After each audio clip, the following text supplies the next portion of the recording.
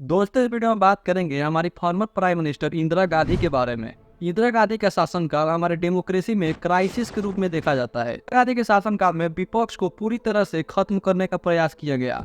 लाल कृष्ण आडवाणी, मोरारजी देसाई के साथ लगभग 1000 नेताओं को जेल में डाल दिया गया। यहाँ तक कि रातों रात प्रेस की लाइट काट दी गई ताकि न्यूज़पेपर ना छप सके और प्रेस सेंसरशिप लाया गया, जिसके तहत न्यूज़पेपर में क्या छपेगा इसकी अनुमति लेनी होती थी। A little over midnight on June 26, 1975, the then Prime Minister Indira Gandhi made this announcement that you're about to hear on the All India Radio. The President has proclaimed emergency. This is nothing to panic about. Bharat के इतिहास की सबसे अंधेरी घड़ी आ चुकी है। सरकार राज नहीं, अहंकार राज है ये।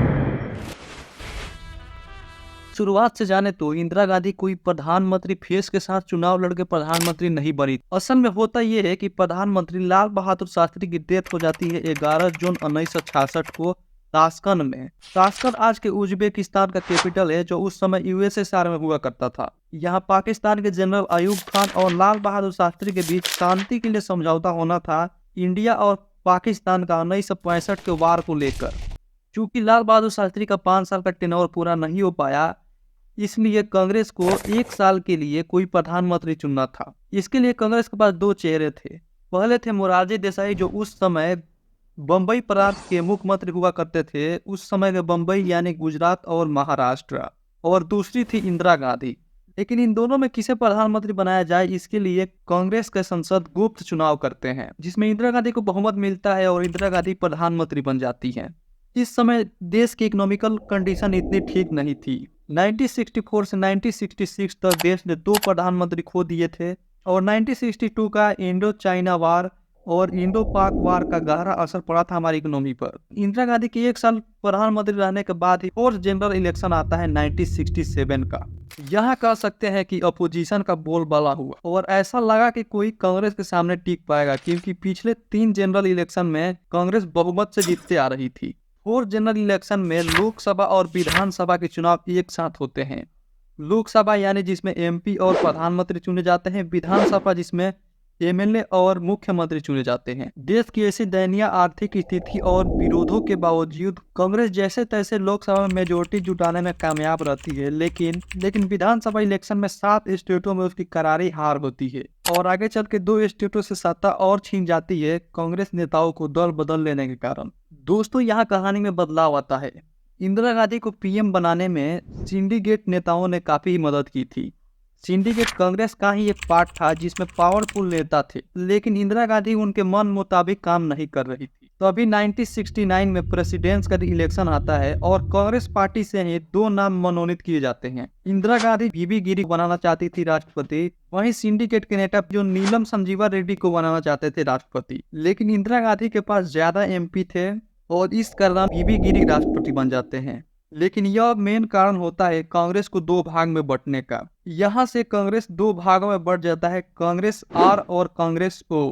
कांग्रेस आर जिसे इंदिरा गांधी लीड कर रही थी और कांग्रेस ओ जिसमें मोरारजी देसाई जैसे बड़े नेता थे। लेकिन फिर भी यहाँ कांग्रेस अपनी मेजोरिटी लोकसभा में नहीं खोती है। यहाँ डीएमके और भारतीय कम्युनिस्ट पार्टी के साथ इसका मेजोरिटी पूरा हो जाता है और कांग्रेस ओ अलग हो जाता है। इसी के साथ 5th जनरल इलेक्शन 1971 आ जाता है। इंदिरा गांधी इलेक्शन जीतती है 352 सीटों के साथ। यह बहुत बड़ी जीत थी, क्योंकि इससे पहले कांग्रेस पार्टी को इतना सीट कभी नहीं मिला था और वहीं इसके विरोधी सभी पार्टियों को मिलाकर मात्र 16 सीटें ही मिल पाती है। लेकिन यहाँ से दृश्य बदलने वाला था। इसके बाद ही 1971 में इंडिया पाक वार शुरू हो जाता है और ईस्ट पाकिस्तान यानी आज की बांग्लादेश को लेकर बांग्लादेश क्राइसिस के बाद भारत मेजर इकोनॉमिक प्रॉब्लम से जूझता है। मूल्य में वृद्धि हो जाती है, एग्रीकल्चर में गिरावट आती है। इस समय यूएसए और चाइना पूरा सहयोग कर रहे थे पाकिस्तान को, जिसके कारण भारत में ऑयल बंद कर दिया जाता है, जिसके कारण ट्रांसपोर्टेशन रुकता है और भारत और इकोनॉमिक प्रॉब्लम से जूझने लगता है।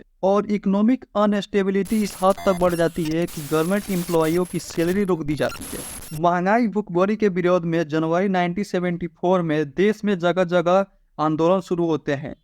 इसमें 2 आंदोलन, गुजरात और बिहार के आंदोलन एक नेशनल आंदोलन बन जाता है। बिहार का टोटल रेवोल्यूशन जयप्रकाश के नेतृत्व में शुरू हुआ, पूरे भारत में आग की तरफ फैल जाता है और इंदिरा गांधी की इस्तीफा की मांग की जाती है। रेलवे बंद कर दी जाती है 1974 में। इसके बाद कांग्रेस गंभीर समस्या में आ जाती है। तो अभी 12 जून 1975 को इलाहाबाद हाई कोर्ट का फैसला आता है कि इंदिरा गांधी 1971 में इलेक्शन गलत तरीके से जीती थी और उसे इनवैलिड करार दिया जाता है। 24 जून 1975 को सुप्रीम कोर्ट भी इस पर मुहर लगा देता है। इसके बाद 25 जून 1975 को देश में इमरजेंसी की घोषणा की जाती है। इमरजेंसी की घोषणा प्रेसिडेंट करते हैं। उस समय प्रेसिडेंट फकीरुद्दीन अली अहमद थे। इमरजेंसी से होता यह है कि स्टेट की पावर पूरी तरह से छीन ली जाती है, वहां सेंटर का पूरी तरह से शासन हो जाता है। मुख्यमंत्री का पावर हट जाता है और राज्यपाल का पावर आ जाता है। लोगों के सभी अधिकार छीन लिए जाते हैं। इमरजेंसी की घोषणा करने के बाद अपोजिशन के सभी लीडर को जेल में डाल दिया जाता है। प्रेस सेंसरशिप लागू किया जाता है और इमरजेंसी की रीजन ये दी जाती है कि देश में आंतरिक अशांति के कारण इमरजेंसी की घोषणा की गई है। और कॉन्स्टिट्यूशन में अमेंडमेंट करने का प्रयास किया जाता है कि इलेक्शन का फैसला यानी प्रधानमंत्री, राष्ट्रपति और उपराष्ट्रपति को लेकर कोई कोर्ट में नहीं जा सकता। इन्हीं सभी कारणों को इसे डेमोक्रेसी क्राइसिस कहा जाता है। इसके बाद ठीक 21 महीने बाद मार्च 1977 में आपातकाल को समाप्त किया जाता है और अपोजिशन के नेताओं को जेल से बाहर निकाला जाता है और तुरंत उसके बाद ही 6th जनरल इलेक्शन को घोषणा कर दी जाती है ताकि अपोजिशन के नेताओं को चुनाव प्रचार के लिए ज्यादा समय ना मिल सके। इस समय कांग्रेस से लड़ने के लिए सभी अपोजिशन के नेता एक साथ आते हैं और जनता अलायंस बनाते हैं। दोस्तों, ये जनता अलायंस वही जनता अलायंस है जिसके कुछ नेता निकल कर आगे चल के भारतीय जनता पार्टी बनाते हैं, जो अभी के समय में भी भारत पर रूल कर रही है प्राइम मिनिस्टर नरेंद्र मोदी के नेतृत्व में। जनता अलायंस में बड़ी पार्टियां और बड़े बड़े नेता थे, जैसे इंडियन नेशनल कांग्रेस, वो भारतीय जन संघ, भारतीय लोक दल और बड़े नेता जैसे मोरारजी देसाई, जयप्रकाश नारायण, अटल बिहारी वाजपेयी